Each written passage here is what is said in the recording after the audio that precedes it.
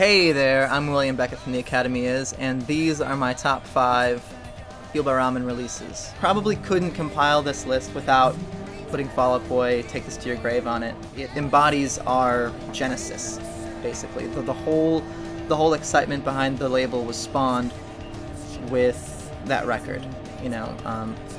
And I remember seeing them at Nights at Columbus. We used to play shows together at Nights at Columbus, and people would go apeshit over those songs, and it wasn't on the radio, absolutely not. It was all grassroots, all word of mouth at that point, and then from there it was just hard work and touring, and we learned everything about what life on the road really is from Fall Out Boy. Another one of my favorite releases would have to be Panic at the Disco's Fever You Can't Sweat Out. We actually took them out on one of their first tours, and it was unbelievable to see how people connected to that and how we connected to it. I mean, everyone loved it. It was one of those moments in time where everything happened at the same time. You know, it was this spontaneously combusting energy that record made people feel.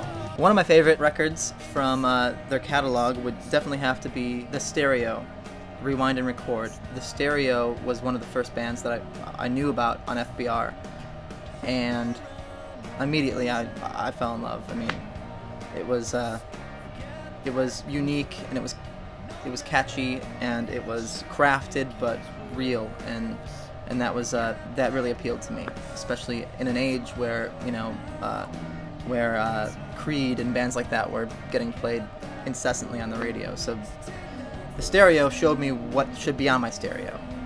Another one of my favorites is it's a little-known band called Slowreader. Their self-titled record on FBR was one of my favorite records. It more acoustic-based and